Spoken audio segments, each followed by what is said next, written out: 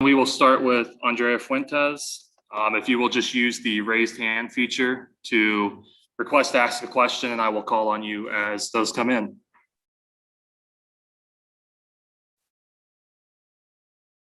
Natalie, go ahead. Hey, hope you're doing well. Just a kind of a general question to start for you, getting through COVID-19, the split season, all this stuff to get to this point, what does it mean to you guys as a team? And what do you think it says about your team that you were able to get to this point and have this much success? Yeah, I think it means that we're gritty. I think it means that we're resilient. We've been through a lot. There's been a lot of ups and downs, a lot of uncertainty going on. And I think that getting to this point and being able to make the tournament and look forward to that and have that opportunity to finish off the season with a bang, I think it just shows that, we're a team that is ready for adversity and we're ready to embrace whatever comes our way. We were able to handle that. We're able to handle any team in the NCAA tournament. And it just shows how prepared we were and just how mentally tough we are. In Arnett. Andrea, what was this team able to accomplish and maybe build over the last 4 matches of the regular season? And can you carry that forward, even though it's going to be almost 3 weeks between the finale and when you play South Dakota? Yeah, absolutely. I think obviously those last 4 matches were a good opportunity for us to bounce back after that tough Florida loss, and I think that it built confidence. I think that's what you want at the end of the day. You want to be able to rebuild that confidence after a loss and know that doesn't define you. So I think that we were able to do that those last 4 games and take care of business. And at the end of the day, we knew what was on the line. We knew that if we lost one of those games, we wouldn't be able to make the tournament. So I think that we did a good job of taking care of business and having that mindset of, what happened was over. It's not going to define us. Moving forward, we're going to make sure that we make that tournament. And I think we were able to do that. So I think that we're definitely really proud of that. As to being able to carry that forward, I think that we need to carry that in practice first, right? Because there's a lot of time in between, and that time in between, we're going to be spending it in practice. So I think that just being able to carry that over to practice, if we do that, I think that we will be able to carry it forward in the NCAA tournament. Let's go, Matthew. Andrea, you guys have been playing in the fall and the spring, and you're going to be playing a lot of teams that have just played a spring season. What advantages do you think playing in the fall and the spring is giving you guys going into this tournament? I think that it's definitely been tough, but in terms of advantages, I would have to say just like maintenance, I think, or discipline, I would say. I wouldn't know how to describe it, but I think that it comes to a point where this season is so long, right, that you have to make a choice to be disciplined and it's like, it's not going to be over anytime soon. You're going to get to a point where you're going to be tired and how are we going to respond to that, and how are we going to be able to carry ourselves for such a long period of time. So I think in terms of advantages, I think it has built a lot of character in us. It has built a lot of discipline. It has built a lot of motivation. It has instigated the self-starter in us. It's the self-starter in us. And I think that will be really, really important when we enter the NCAA tournament, because we're going to be there for a long time.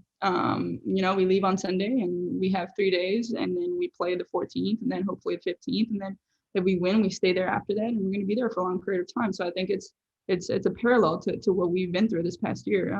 It's almost a parallel to playing fall, spring, being in season for such a long period of time. I think we're going to be able to carry that well into a NCAA tournament. It's going to look a little bit different, and it's going to have us being there for a long time and doing the same thing almost. Let's go to Bennett. Andrea, what's the value of tournament experience for this team? I don't know if is there a most important thing that you guys have learned from past postseason play that's in mind as you approach this first match and potentially going forward? Yeah, absolutely. I think we have some teammates that haven't been to an NCAA tournament, so they don't necessarily know what the experience is like. But for us that have been to the NCAA tournament and have that experience, we know that at this point, any team is good, and anything can happen, and there can be upsets, and there can be a team might come in, have a good day, have a bad day. There's no, oh gosh, we are playing the number 1 seed, or there's no, oh gosh, we're playing a bottom tier team, because at this point everybody's good, and we know that, and we need to take care of business. And people who have been here in the past basically have to learn from mistakes. We've we haven't made the NCAA tournament. I mean, the Sweet 16 and the NCAA tournament since my freshman year, and we would love to get back to that. So I think that for us to do that, I think we have to learn from past mistakes, obviously, that have inhibited our run in the tournament. And yeah, and then the people who haven't been in the tournament, my teammates who haven't been there yet, will soon get to know that, and they're gonna get there, and they're gonna be like, oh damn, like everybody's good, like this is real, this is big time. So yeah.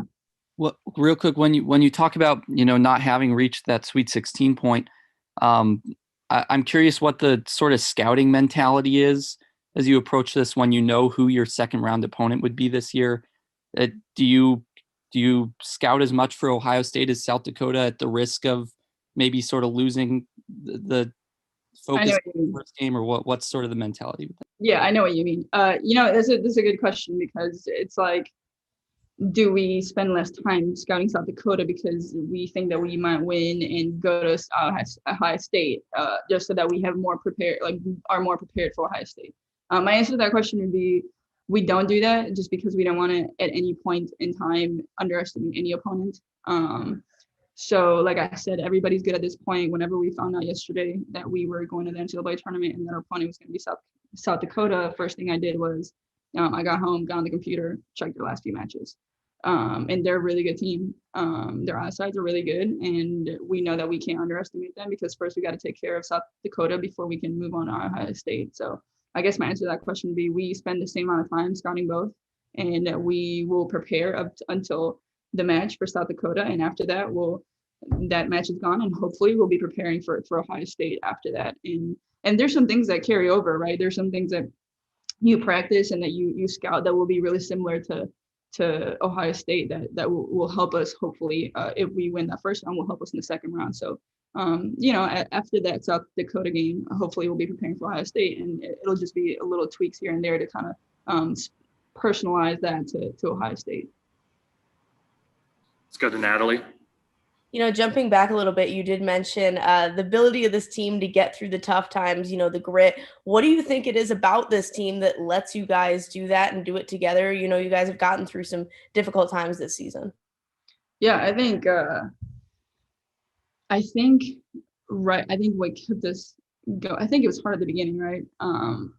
And I think what kept us kind of in the mix and what kept us motivated is just being open and vulnerable with each other. If I'm being honest, I think there were times where we were tired, and there were times where when that would happen, we would come in the locker room and we'd be really honest with each other, and we'd be like, team, like I'm tired today. I am tired, and it's been a long season, and we would just talk through it. And I think that just kind of venting and having that be out there, like, I'm tired, but I'm giving you guys all I got, and being vulnerable with each other, I think that helped us out a lot, because it was a way of letting each and every person carry each other's weight. So that weight was never on one person's shoulder. We kind of shared the weight. We kind of helped each other out in that aspect. And I think that it just made everything feel a little bit lighter in terms of the heavy load. So I think that would be my answer. All right, we'll take one more question for Andrea. Let's go to Bennett. Yeah, sorry, real quick. I when you said you went home right afterward and were looking up matches, were you going through film immediately, or what exactly was that you yeah. I was looking up replays from their last few matches. I saw the UMKC one is the one that I saw as soon as I got home. Thank you. Yeah, no problem. All right, thank you, Andrea. We'll switch out and get